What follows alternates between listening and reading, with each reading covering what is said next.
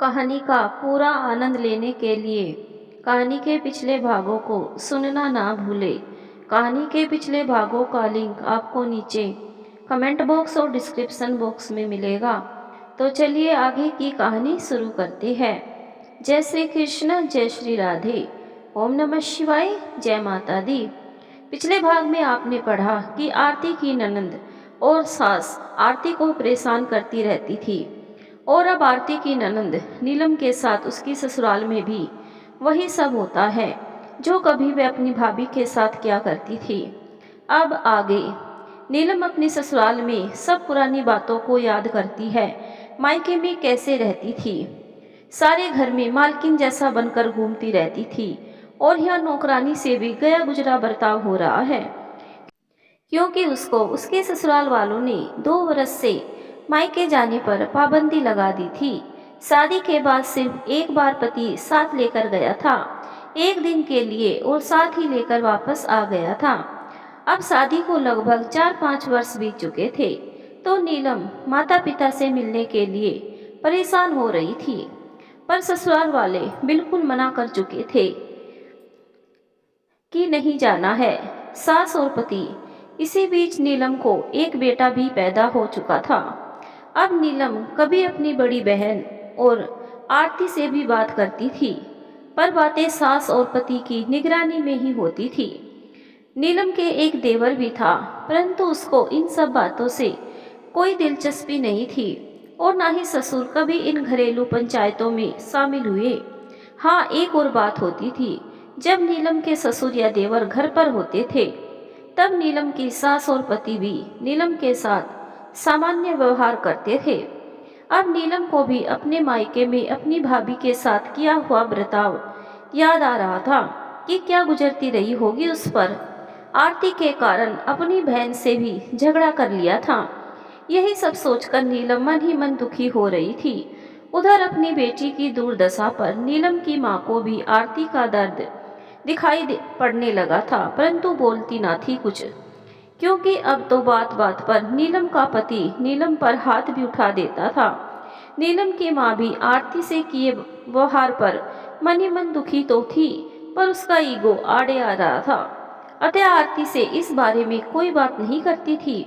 कुछ दिनों बाद गर्मियों की छुट्टियां आती है। आरती की बड़ी ननंद सीमा मायके आती है। सीमा हमेशा गर्मियों में ही आती थी। एक तो बच्चों के स्कूल की छुट्टियां रहती थी, दूसरे उसके पति भी शिक्षक थे तो स्कूल के समय में उन्हें भी असुविधा होती थी। एक दिन सीमा और माँ बैठी थी। माँ ने नीलम के विषय में बात शुरू कर दी कि बहुत परेशान करते हैं, 4 साल हो गए यहाँ नहीं भेजा। सीमा, सब ठीक हो जाएगा माँ, उस लड़के को लेकर ये झगड़ा है और ये बात भी सच है, कोई भी पति बर्दाश्त नहीं करेगा। नीलम भी अब बदल चुकी है, उसका पति भी धीरे धीरे समझ जाएगा और सब ठीक हो जाएगा, लेकिन सब कुछ सामान्य होने में कुछ वक्त तो लगेगा। आप चिंता मत करो। सीमा समझदार थी, वह नीलम की बदतमीजियां झेल चुकी थी, फिर भी वह ये नहीं चाहती थी कि उसके साथ कुछ भी गलत हो। अब नीलम की माँ रोने लगी थी। उसकी लाडली बेटी जो 4 साल से नहीं मिली थी, फोन में जो बातें होती थी वो भी सिर्फ नपी तुली। माँ, मैं आपको पहले भी बोला करती थी, आज भी बोल रही हूँ, जो बोओगे एक दिन काटना ही पड़ता है। हमारे कर्म एक दिन सूद सहित हमें वापस मिलते हैं, परंतु आप भी नहीं सोचती थी। नीलम के चक्कर में आपको भी दिखाई नहीं पड़ता था, वो तो बच्ची थी, उसको डांटते डपटने की बजाय आप भी उसको सह देती थी। खैर, अब तो जो हुआ सो हुआ, चिंता छोड़ो, सब ठीक हो जाएगा एक दिन। माँ कुछ बोलती नहीं, चुपचाप बेटी की बात सुन रही होती है और बस रोई जा रही थी। आरती भी अपनी बड़ी ननंद और सास की बातें रसोई से सुन रही थी, पर वो ना तो पास आई और ना कुछ बोली। अब आरती की ननंद की छुट्टियां पूरी हो गई थी, वो भी वापस ससुराल जाने वाली थी। इधर आरती की बड़ी बेटी की पढ़ने की उम्र हो चली थी, अतः आरती की ननंद अपने भाई विवेक को बोलती है कि वह आरती और बच्चों को अपने साथ मुंबई ले जाओ और वहाँ किसी अच्छे स्कूल में दाखिला दिला दो, क्योंकि यहाँ गांव में कोई अच्छा सा स्कूल भी नहीं है। विवेक, हाँ जी, मैं भी यही सोच रहा था कि अब इन लोगों को अपने साथ ले जाऊं, रूम भी देख लिया है अलग। पहले 2-3 लोग साथ रहते थे तो असुविधा भी होती थी, पर माँ से बोलने की हिम्मत नहीं हो पा रही थी। सालू भी अब पढ़ने लायक हो गई है। आरती की दोनों बेटियां सालू और छवि हैं। माँ भी पास ही बैठी सब कुछ सुन रही थी, परंतु कुछ भी बोल नहीं रही थी। अब सीमा वापस अपने ससुराल चली जाती है। एक दिन आरती के पति विवेक ने नीलम के पति को फोन लगाया और बहुत समझाया कि आप दोनों अच्छे से रहिए। उन दोनों के बीच क्या क्या बातें हुई आरती अच्छे से तो सुन और समझ नहीं पाई, परंतु 2-3 दिन बाद आरती के फोन पर नीलम के पति का कॉल आता है और बोलता है, अपने पति को समझा दो वरना निपटा दूंगा किसी दिन। आरती, क्या बोले आप ननंद के पति हैं, हम आपकी इज्जत करते आ रहे हैं। आपके पति पत्नी के झगड़े में हमने कभी बात भी नहीं की। सारे घर वालों ने आपको समझाया, पर मैं ये सोचकर चुप रही कि पति पत्नी का झगड़ा है, अपने आप ही सुलझ जाए तो बेहतर है। आपने तो परेशान करके रख दिया है पूरे घर को। और जो वो नीलम की गलती बता रहे हैं ना आप, वो इतनी बड़ी गलती नहीं है। वो इस उम्र की एक छोटी भूल है। आप भी सच्चे नहीं होंगे और आपकी भी बहनें होगी, उनको भी देखो। उधर से नीलम का पति कुछ बड़बड़ाता है। आरती, सेट अप, अब कोई बकवास नहीं। आइंदा मुझसे कोई बात करने की कोशिश मत करिएगा। और ये क्या बोल रहे हैं आप कि मेरे पति को निपटवा देंगे? अब बहुत हो गई आपके ड्रामेबाजी। अब नीलम को तो हाथ लगा कर देखो, फिर बताती हूँ। मेरे पति को निपटाना तो बहुत दूर की बात है, फिर क्या होता है अब आपके साथ देखना। बर्दाश्त करने की भी एक सीमा होती है। आरती ने नीलम के पति से वाद विवाद तो किया, परंतु डरी हुई थी कि अब सासू माँ मुंह का निवाला छीनेगी, जीना भी मुश्किल कर देगी कि मेरी बेटी वैसे ही तकलीफ में है, वहाँ झगड़ा करके तुम और उसकी मुश्किलें बढ़ा दोगी। पर ये क्या, आज तो सासू माँ शांत थी, जैसे कुछ हुआ ही ना हो। आरती भी चुपचाप अपने कामों में लग जाती है। मनी मन आरती विचार भी कर रही होती है कि आज वो ननंद के पति पर इतना झल्लाई जितना अपने लिए वह कभी नहीं बोल पाई। आरती की सास भी सोचती है, आरती अपने लिए कभी एक शब्द भी नहीं बोली, आज नीलम के लिए कितना बहस कर गई। उधर नीलम की ससुराल में उसका पति अपनी माँ को ये बात बताता है कि आजकल इसकी भाभी को भी पंख निकल आए हैं। आज मुझसे फोन पर बदतमीजी कर रही थी, पता नहीं समझती क्या है अपने आप को। माँ समझाती है, जाने दो, उन लोगों के मुंह न लगा करो, पूरा खानदान ही ऐसा है, तभी ना बेटी को ऐसे संस्कार दिए हैं। नीलम के पति ने जो बातें अपनी माँ से बताई, नीलम ने वो सारी बातें सुन ली थी। वो भी आश्चर्यचकित थी कि जो आरती कभी अपने लिए आवाज नहीं उठाती, वो मेरे लिए भला कैसे बोली होगी। अब नीलम इस इंतजार में थी कि कब माँ का फोन आए और उनसे सारी सच्चाई पता करे, पर साथ साथ ये भी सोचती है कि ये माँ बेटे तो आसपास ही रहते हैं, पूछेगी भी कैसे। 4 दिन बाद नीलम की माँ का फोन आता है। नीलम अपनी माँ से सब हालचाल पूछती है, साथ ही ये भी पूछती है कि भाभी कहाँ हैं। माँ ने पूरा वाक्या बिना पूछे ही फोन पर सुना दिया। माँ बेटी फिर से मन ही मन सोचती है कि जिस आरती को हम लोगों ने कभी कुछ नहीं समझा, आज उसने इतनी हिम्मत दिखाई और हमारे लिए लड़ गई। पर अभी भी आरती से अपनी गलती मानने के लिए उनका घमंड राजी नहीं हो रहा था। फोन बंद होने के बाद नीलम देखती है कि आज पति और सास भी बात करते समय आसपास राहु केतु की भांति चक्कर नहीं लगा रहे हैं। नीलम रोज की भांति अपने कामों में लग जाती है। लगातार कई दिनों से नीलम महसूस कर रही थी कि ससुराल के माहौल में काफी बदलाव है। पूरे समय बक करने वाले पति और सास शांत रहने लगे हैं। एक दिन नीलम ने अपनी सास से किसी काम के लिए पूछा तो वो भड़क उठी कि जो करना है करो, हमें कोई मतलब नहीं है। अभी तुम्हें कुछ अच्छा भी सिखाएंगे तो तुम अपने मायके वालों से झूठी चुगली करोगी। कल को तुम्हारे मायके वाले तुम्हारी प्रताड़ना या दहेज के लिए आरोप लगा दे, क्या भरोसा ऐसे लोगों का। इसीलिए तुमसे और तुम्हारे परिवार वालों से जितना दूर रहे उतना अच्छा है। आजकल तो तुम्हारी भाभी, वो कल की आई छोकरी भी आंखें दिखाने लगी है। जरूर वो तुम्हारी माँ की सह पर ऐसा कर रही होगी, वरना उसकी इतनी हिम्मत। तुम्हारी माँ उससे बुलवा कर खुद अच्छी बनी रहना चाहती है। नीलम के साथ ससुराल का बर्ताव भले ही बुरा था, परंतु बच्चों से पति और सास बहुत प्यार करते थे। कुछ अंतराल बीत जाने के बाद नीलम महसूस करती है, ना सास ही अधिक कुछ बात करती है और ना नीलम का पति कुछ बात करता है। घर का माहौल कुछ बदला बदला देखकर एक दिन नीलम के ससुर ने ही नीलम की सास से पूछ लिया, क्या बात है, बहुत शांत शांत सी दिखाई पड़ रही हो, तबीयत ठीक नहीं है क्या। नीलम की सास ने जवाब दिया, नहीं नहीं, तबीयत बिल्कुल ठीक है, पर आजकल कुछ अच्छा सा नहीं लग रहा है। नीलम के ससुर कुछ नहीं बोलते हैं। दरअसल नीलम की सास कुछ बताना नहीं चाह रही थी अपनी और अपने बेटे की करतूतें, क्योंकि वो जानती थी कि नीलम के ससुर इन माँ बेटों को ही फटकार लगाएंगे। उनका मिजाज इन माँ बेटों से बिल्कुल अलग था, एकदम सादगीपूर्ण, किसी भी तरह की बेवजह पंचायत नहीं करते थे।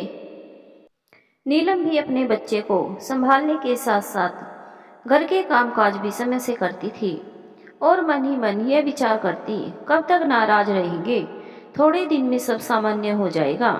दरअसल नीलम में भी बदलाव आ रहा था। ना उस लड़के से अब उसे कोई मतलब था, ना ही किसी बात से अब अधिक परेशान होती थी। सब भाग्य के भरोसे छोड़ दिया था। अपनी बहन और भाभी से भी समय समय पर बात करती रहती थी। अपनी भाभी के साथ किए व्यवहार को लेकर मन ही मन पछता भी रही थी, पर उससे बोलने की हिम्मत नहीं जुटा पा रही थी। बस अब इंतजार में थी कि जब अब की बार मायके जाऊंगी तब अपने किए की माफ़ी मांगूंगी। आरती भाभी बहुत अच्छी है, वो तो मैं और माँ ही उनके पीछे पड़े रहते थे, लेकिन मुझे तो मेरा हक छीनता हुआ महसूस होता था, इसीलिए मैं ऐसा करती थी।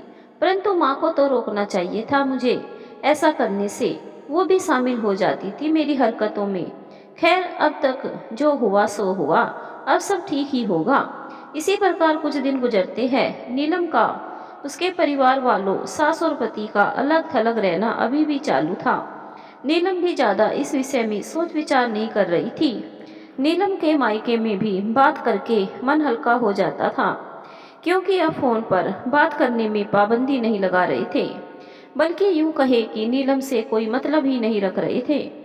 नीलम सोच रही थी सब सामान्य हो रहा है, उसकी सास और पति के मन में क्या चल रहा है उसको कुछ पता नहीं था। उधर नीलम के मायके में माँ भी खुश थी कि अब नीलम को परेशान नहीं करते हैं। आरती से भी सामान्य व्यवहार रखती थी। उनके साथ मिलकर आरती को सताने वाली नीलम नहीं थी, इसीलिए यह नीलम के लिए आरती और उसके पति से उलझ गई। इसीलिए वजह चाहे जो भी रही हो, परंतु घर का वातावरण सुकून भरा था। आरती भी बदलाव महसूस कर रही थी। आरती तो सदैव से शांत वातावरण पसंद करने वाली लड़की थी और भरसक अपनी तरफ से प्रयास भी करती थी शांति बनाए रखने की। आरती समय समय पर अपने मायके व दोनों नंदों को फोन करके खबर भी लेती रहती थी। नीलम भी अपनी भाभी से बात करके खुश होती थी। सब लगभग सामान्य तरीके से चल रहा था, परंतु एक दिन नीलम का पति सुबह से ही कहीं गायब हो जाता है और अब घर में हाहाकार मचता है। नीलम अपनी सास से, मम्मी जी, ये हिमांशु सुबह सुबह कहाँ चले गए हैं, आपको कुछ बताया क्या।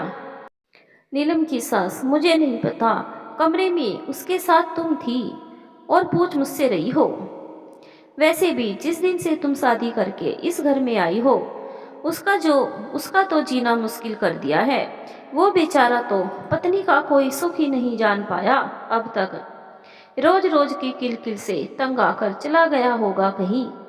नीलम मन ही मन सोचती है, इन माँ बेटों ने मेरा जीना मुश्किल कर रखा था और किल किल करने का आरोप मुझ पर लगा रही है। खैर ये भी निश्चिंत है कि ये छुपना छुपाना भी इन माँ बेटों की खुरापाती चाल ही है। अब मैं इनसे कुछ पूछूंगी ही नहीं। अब जब नीलम इस बात पर विशेष ध्यान नहीं देती और अपने कामों में लग जाती है, तब सासू माँ चिल्ला चिल्ला कर मोहल्ले को इकट्ठा कर देती है और धाड़े मार मार कर रोना शुरू कर देती है। मोहल्ले की औरतें तरह तरह के सवाल जवाब चालू कर देती हैं। कुछ नीलम की तारीफ करती है कि आपकी बहू तो कभी लड़ाई झगड़ा भी नहीं करती, बहुत ही अच्छी है। कोई और कारण होगा घर छोड़ने का, हो सकता है कोई जरूरी काम आ गया हो, इसीलिए बिना बताए जाना पड़ गया हो। आ जाएगा, चिंता मत करो। हिमांशु की मम्मी, कुछ सास की सहेलियां थी, वो नीलम को ही कोस रही थी। जरूर लड़ाई झगड़ा किया होगा, इसीलिए घर छोड़कर चला गया। ये तुम्हारी बहू जितनी शांत दिखती है उतनी है नहीं। कुछ समझाइश दे रही थी, फोन करके पता करो कहाँ गया है। ऐसे कोई सुबह सुबह बिना बताए गायब होता है भला? नीलम की सास कई बार फोन कर लिया, फोन नहीं लग रहा है, नॉट रीचेबल बता रहा है।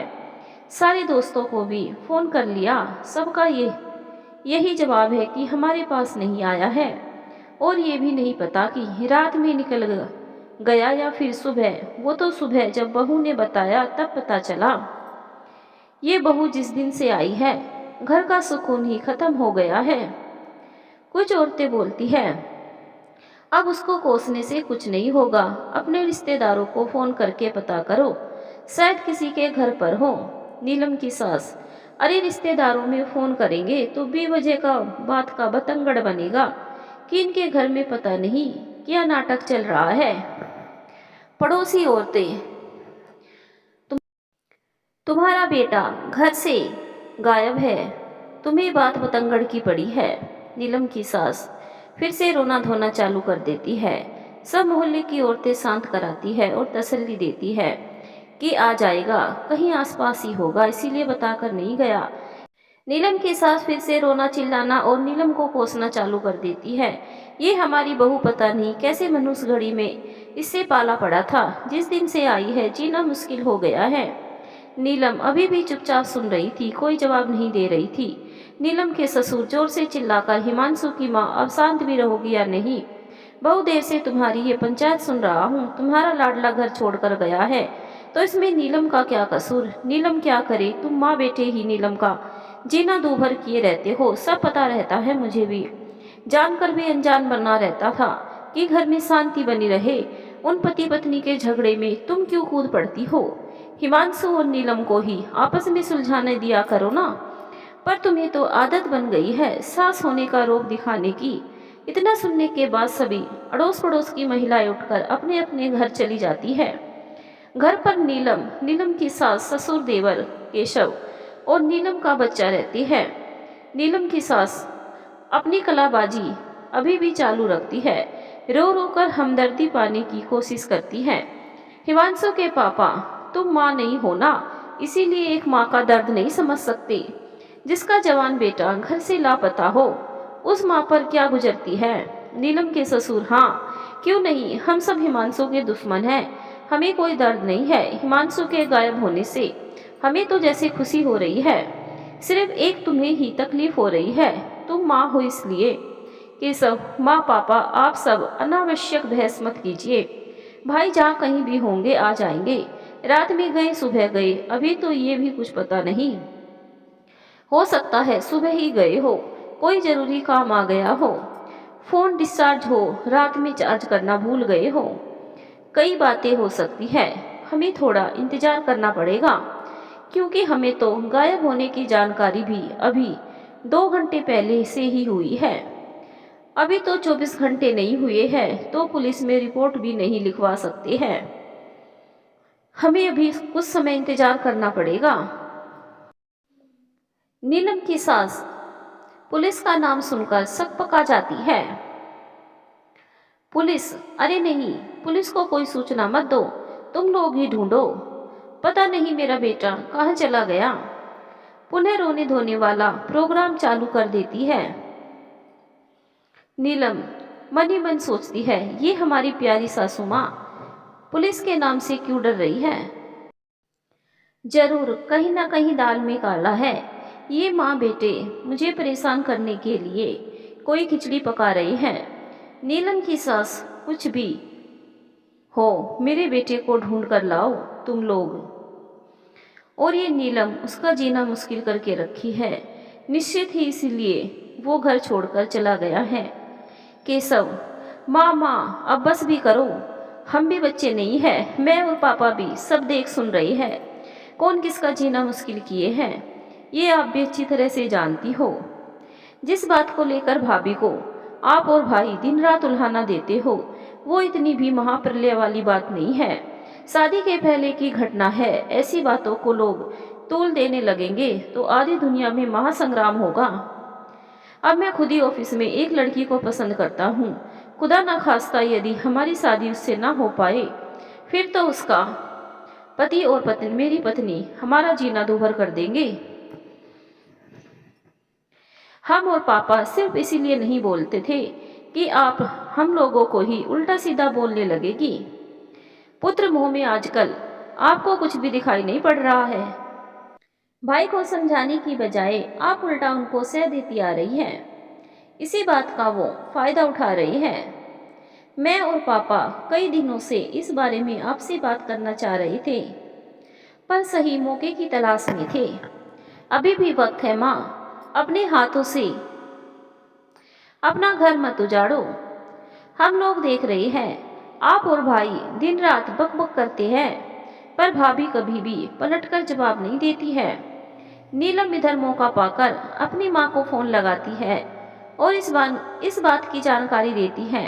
नीलम, माँ पता नहीं हिमांशु सुबह सुबह घर से कहीं चले गए हैं। अब सासू माँ घर में कोहराम मचाए हुए हैं। नीलम की माँ, अरे क्या हो गया बेटा, तुम्हारा झगड़ा हुआ क्या। नहीं माँ, हमारा कोई झगड़ा नहीं हुआ, हमने तो कोई बात ही नहीं की 2-3 दिनों से। नीलम की माँ, कहीं ऐसा तो नहीं इस आरती से कल कहा सुनी हो गई थी इसीलिए दामाद जी नाराज हो गए होंगे।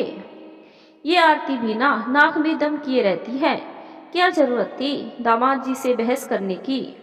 नीलम, अरे नहीं नहीं माँ, भाभी के कहने से कुछ नहीं है। वो माँ बेटे दोनों कुछ ना कुछ खिचड़ी पकाते ही रहते हैं। भाभी से आप कुछ मत कहना। और भाभी ने क्या नाक में दम किया, नाक में दम तो हम लोगों ने उनके किए रहते थे। 12-15 घंटे बाद देवर केशव और नीलम के ससुर आपस में बात करते हैं कि चलो पुलिस में गुमशुदगी की दर्ज करा दे। अब काफ़ी समय बीत गया है, बता देंगे कि कल रात से पता नहीं चल रहा और घर से पुलिस स्टेशन के लिए निकलने ही वाले रहती है कि बाहर से हिमांशु आता हुआ दिखाई पड़ जाता है। नीलम के ससुर नीलम के पति हिमांशु को जोरदार थप्पड़ गालों पर मार देती है बिना कुछ बात किए। हिमांशु, क्या हुआ पापा, आप मुझे थप्पड़ क्यों मार रहे हैं। नालायक, घर पर बताकर भी तो जा सकता था, कहाँ गायब हो गया था। सारे घर भर को परेशान करके रख दिया सुबह से। हिमांशु, पापा लेकिन मैं तो माँ को बता कर गया था। नीलम के ससुर अपनी पत्नी की ओर गुस्से से देखते हैं। केशव भी माँ की ओर नाराजगी से देखता है। केशव, क्या माँ, भाई आपको बता कर गए थे फिर भी आपने सारे घर भर को परेशान कर दिया बखेड़ा तैयार करके। माँ, नीलम की सास, मुझे कब बता कर गया मुझे नहीं पता, मैं तो जब सोकर उठी तब नीलम से बात पता चली। कब बताया था हिमांशु तुमने मुझे। हिमांशु, माँ, जब आप बाथरूम की तरफ जा रही थी तब मैं बोल कर गया था कि कुछ जरूरी काम से जा रहा हूँ, शाम तक लौट आऊँगा। माँ, मैंने नहीं सुना, मुझे तो जब नीलम ने बताया कि सुबह सुबह कहीं चले गए हो तभी पता चला। पिता नीलम के ससुर, कुछ भी हो आइंदा से ये तमाशा हमारे घर में नहीं होना चाहिए। बताकर गए थे या बिना बताए ये मुझे नहीं पता, पर अब ये दोबारा ना हो घर में। फ़ोन तो साथ में था, फ़ोन करके बता सकते थे। यहाँ से जो फ़ोन भी लगा रहे हैं तो तुम्हारा फ़ोन बंद बता रहा है। हिमांशु, पापा फ़ोन रात में चार्ज नहीं किया था तो बंद हो गया, इसीलिए चलो ठीक हुआ जो हुआ, अब जाओ अपने अपने काम करो। बहुत तमाशा हो चुका है अब घर में सब सामान्य तरीके से चल रहा होता है। नीलम भी अपनी माँ को खबर देती है कि हिमांशु वापस आ गए हैं। किसी काम से गए थे, शायद मम्मी को बताया था, परंतु वो सुन नहीं पाई थी या जो भी हो। नीलम की माँ, चलो अच्छा है वापस आ गए, अब बताया हो या न बताया हो क्या फर्क पड़ता है। हाँ माँ, पता नहीं क्यों परेशानी ही कम नहीं हो रही, हरदम एक से एक लगी रहती है। नीलम की माँ, सब ठीक हो जाएगा, हिम्मत से काम लो। दोनों माँ बेटी कुछ देर बात करने के बाद फोन रख देती है। नीलम अपने कामकाज व बच्चे की देखरेख में लग जाती है, बिना हिमांशु से कुछ बात किए और बिना कुछ पूछे हुए। हिमांशु मन ही मन सोचता है, ये नीलम तो कुछ बात ही नहीं कर रही है। सोचा था परेशान होगी, लेकिन यहाँ तो उल्टे मुझे ही परेशानी बन गई थी। ये तो ऐसा बर्ताव कर रही है जैसे कुछ हुआ ही ना हो और इसे कोई फर्क ही ना पड़ता हो। पापा ने सबके सामने थप्पड़ लगा दिया, वो अलग। खैर कोई बात नहीं, मैं क्यों परेशान हो रहा हूँ। अब शाम के खाने का समय हुआ, तब नीलम ने सबका खाना टेबल पर लगा दिया। सब खाना खाने बैठे, नीलम भी बैठ गई, पर कोई किसी से कुछ बात नहीं कर रहा था।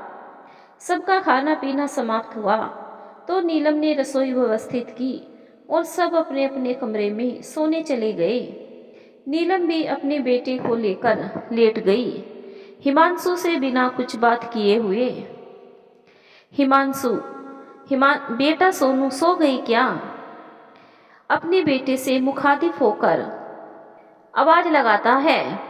बेटा तो सो चुका था, नीलम जाग रही थी, पर उसने कोई जवाब दिए बिना चुपचाप सो गई।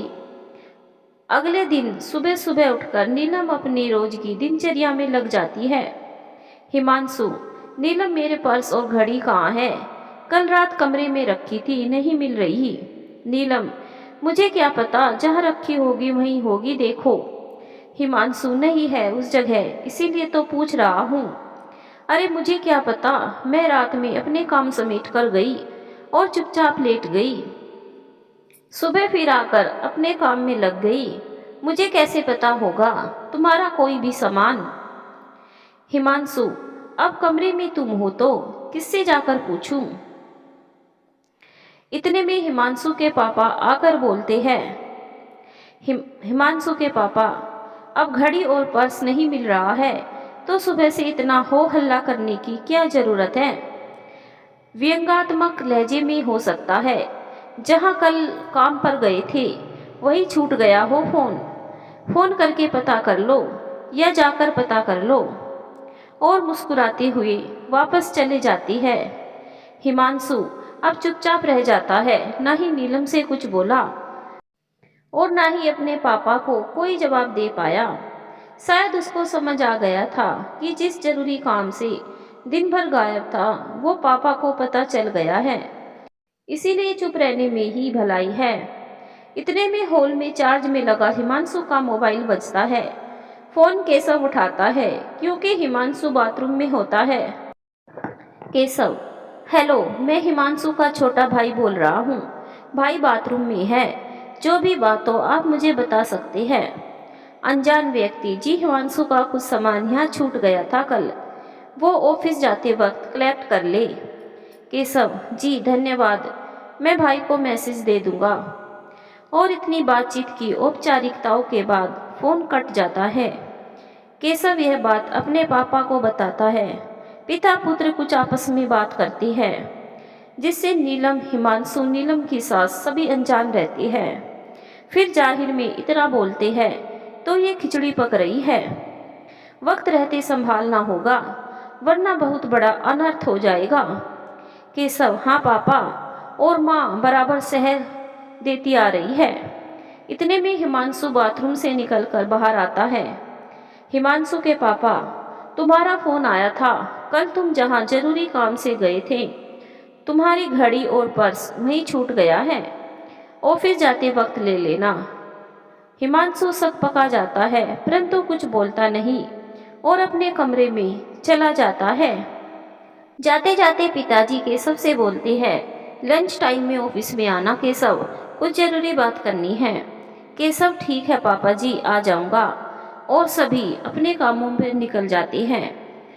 अब घर पर नीलम, उसकी सास और उसका बेटा सोनू रहते हैं। नीलम की सास, नीलम क्यों आए दिन झगड़ती रहती हो हिमांशु से? कहीं कुछ कर बैठा या घर से चला गया फिर क्या होगा? नीलम पहले तो आश्चर्यचकित हो और दुखी होती है, फिर बोलती है, आप सही बोल रही है मम्मी जी, मैं ही झगड़ती हूँ। तो आप ही बताइए, क्या मैं ही चली जाऊँ इस घर से? नीलम की सास चुप रह जाती है क्योंकि नीलम ने निरुत्तर कर दिया था। अब मन ही मन सोचने लगती थी कि ये तो कोई बहस ही नहीं कर रही, उल्टा मुझे ही उलझा दिया। नीलम सारे काम निपटाकर फुर्सत होती है, बच्चे को खिला पिलाकर सुलाती है और अपनी माँ को फोन लगाती है।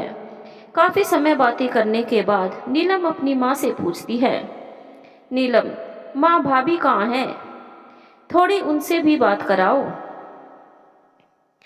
आरती की सास, होगी महारानी अपने कमरे में, थोड़ी बहुत काम किया और घुस गई कोठड़ी में। नीलम, माँ अब बंद भी करो ये सब, मेरे साथ जब यही हो रहा है तब सब आपको बुरा लगता है, भाभी और उनकी माँ को बुरा नहीं लगता होगा क्या? जरा सोचिए।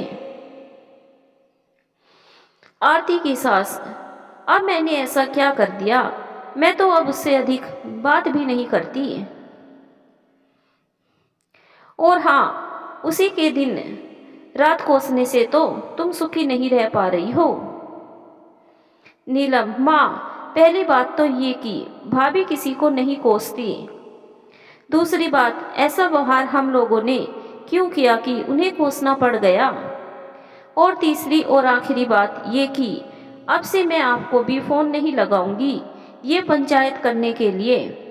मन भारी हो जाता है तो सोचती हूँ आप लोगों से बात कर लूँ, पर यहाँ तो उल्टा और ही टेंशन हो जाती है।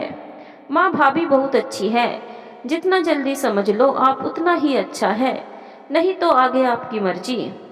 और इतना बोलकर नीलम फोन काट देती है और अपने कमरे में जाकर आराम करने लगती है। साथ ही मन ये विचार करती है कि आरती भाभी को डायरेक्ट फोन लगाने की हिम्मत नहीं होती, उन्हें इतना परेशान जो किया था। और अतीत में चली जाती है। आरती का सामान छुपाना, तोड़ देना, घर का सामान तोड़कर आरती के ऊपर थोप देना, उसका जरूरत का सामान अलमारी से चुपचाप बिना पूछे निकाल लेना, मना करने पर लड़ने लगना, यहाँ तक कि जेवरातों से भी छेड़छाड़ करना, यही सब सोचते हुए बहुत दुखी हो जाती है। फिर उठकर अपने बड़े भाई विवेक, वरुण और अभिजीत को वीडियो कॉल करती है।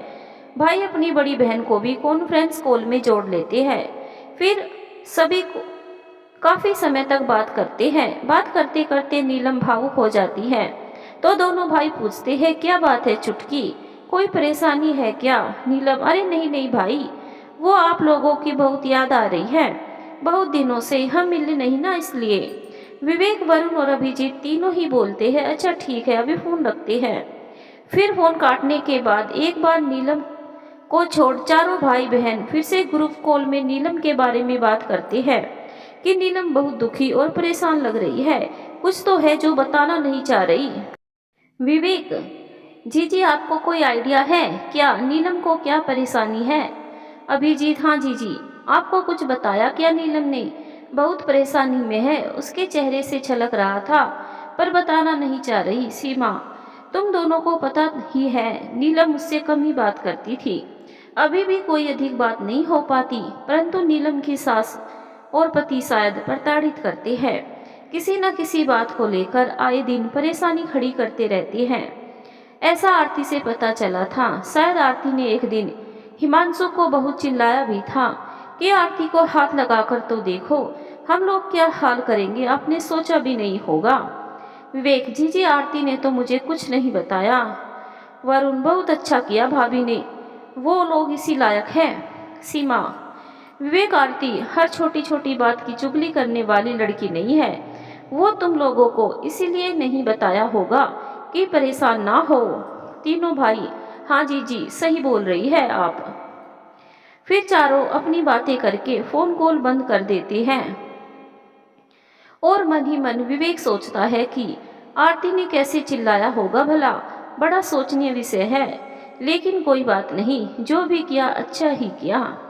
अभिजीत और वरुण भी मन ही मन सोचते हैं, अरे वाह, हमारी आरती भाभी तो अब शेरनी बन रही है। बहुत अच्छा हुआ, कम से कम सही गलत का जवाब देना तो सीख रही है, वरना अब तक तो चुपचाप सुनती रहती थी, चाहे कोई कुछ कहता रहे। इस तरह अब एक सप्ताह बीत जाता है।